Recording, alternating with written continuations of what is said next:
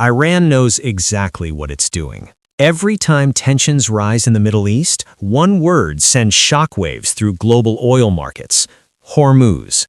The Strait of Hormuz is just 21 miles wide at its narrowest point, yet nearly 20% of the world's entire oil supply passes through it every single day. That's roughly 17 million barrels every single day.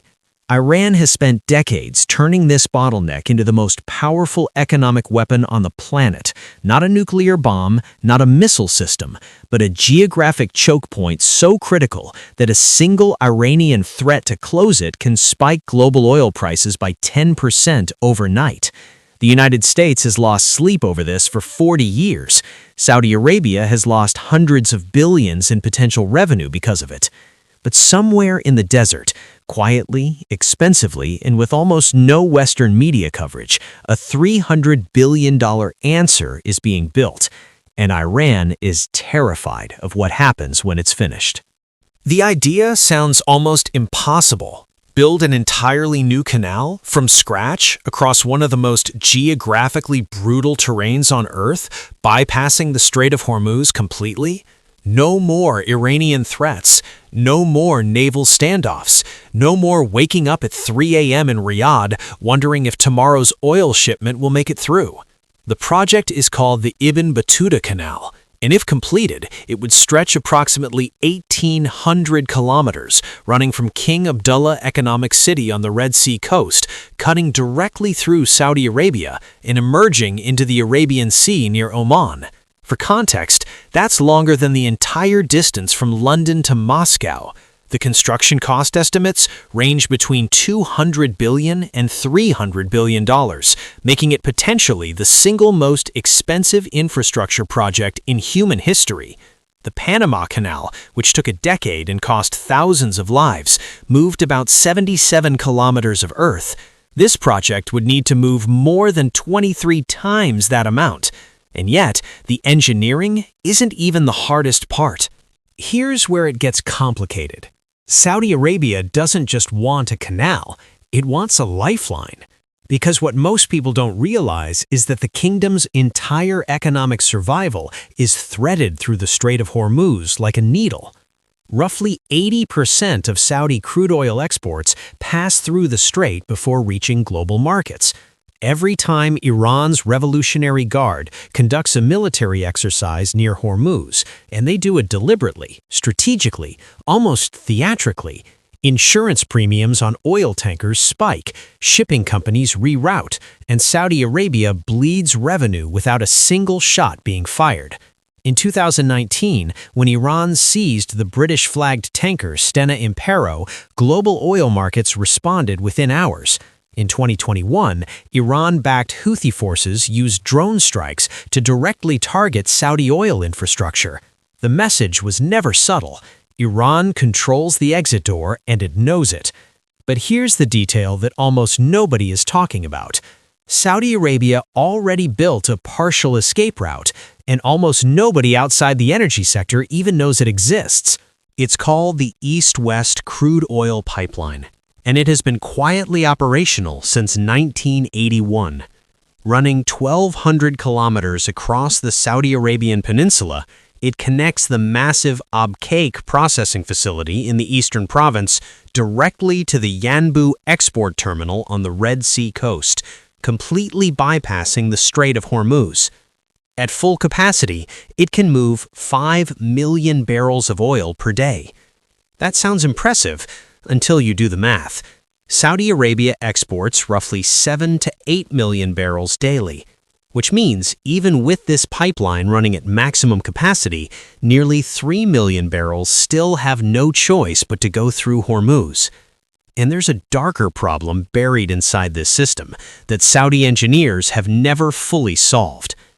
The Abqaiq facility, the single most critical oil processing node on the planet, handling nearly 7% of global oil supply, sits just 300 kilometers from the Iranian coastline. In September 2019, a coordinated drone and cruise missile strike hit Abqaiq directly. knocking out 5.7 million barrels of daily production overnight. The pipeline survived. The facility nearly didn't, which is exactly why the canal conversation didn't start in 2024. It started the morning after that attack. The September 2019 Abqaiq strike changed everything inside the Saudi strategic calculus. 18 drones and 7 cruise missiles, weapons that cost Iran and its proxies perhaps $10 million total, temporarily crippled infrastructure that took decades and hundreds of billions of dollars to build. The strike was so precise, so devastating, that American satellite imagery analysts initially refused to believe the damage assessment. For 17 days, Saudi Arabia's oil output was cut nearly in half. Global oil prices jumped 15% in a single trading session, the largest single-day spike in history. And here's the part that keeps Saudi planners awake at night even now. The Abqaiq attack was not Iran's best shot. It was a demonstration, a carefully calibrated message delivered through proxies with plausible deniability intact, using off-the-shelf drone technology that any moderately funded militia could replicate. If that was Iran showing restraint, what does Iran look like when it stops showing restraint? The answer to that question is precisely what pushed Saudi Arabia toward the most audacious, most expensive, and most geopolitically consequential infrastructure decision of the 21st century. But building a $300 billion canal solves one problem while quietly creating 3 others that nobody wants to discuss publicly. The first problem is water. Building a sea-level canal across 1,800 kilometers of Arabian desert isn't just an engineering challenge, it's a hydrological nightmare.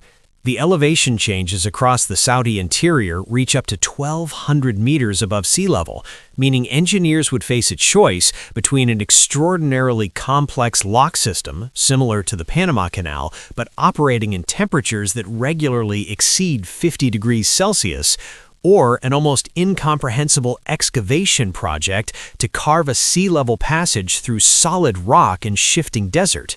The Panama Canal uses 52 million gallons of fresh water per ship transit.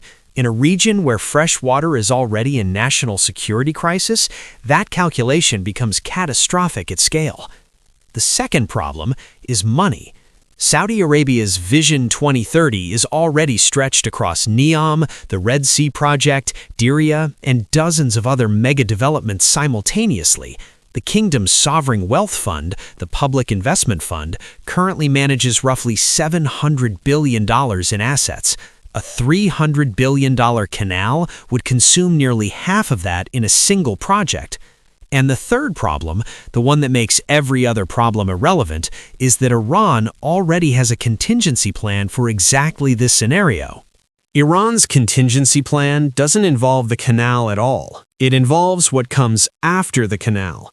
Iranian strategic planners are not sitting idle watching Saudi Arabia attempt to escape the Hormuz trap. They have spent years studying exactly this scenario, and their response is already embedded inside Yemen, inside Iraq, and inside the networks of proxy forces that now form a 2,000-kilometer arc around the Arabian Peninsula. The Ibn Battuta Canal, if built, would emerge into the Arabian Sea near the Gulf of Oman, a body of water where Iran's naval presence, submarine activity, and missile coverage is not a future threat, but a present reality. In 2021, Iran launched the largest naval exercise in its history in precisely that stretch of water, deploying over 100 vessels, including submarines capable of laying smart mines.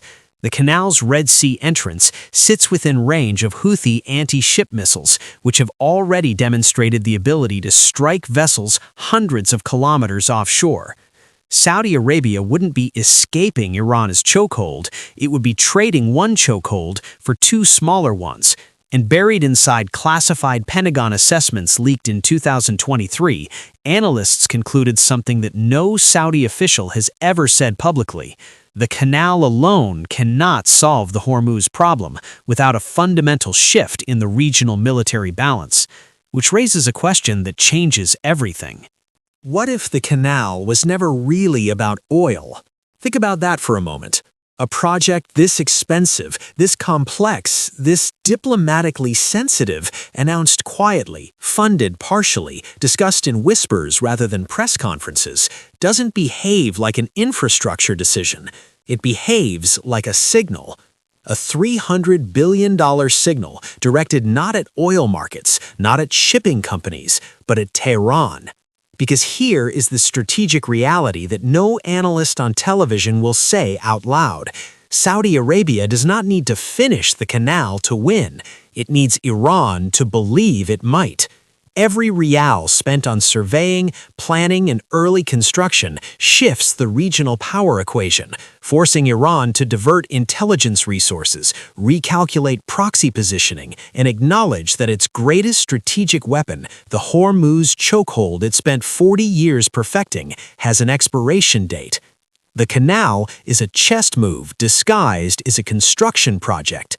And the most dangerous moment in this entire story isn't when the canal gets built, it's the period right now, when it's half-planned, partially funded, and Tehran is running out of time to decide whether to negotiate, escalate, or watch its most powerful leverage evaporate into 1,800 kilometers of Arabian desert. The trap was never just around Hormuz. The real trap was always around Iran.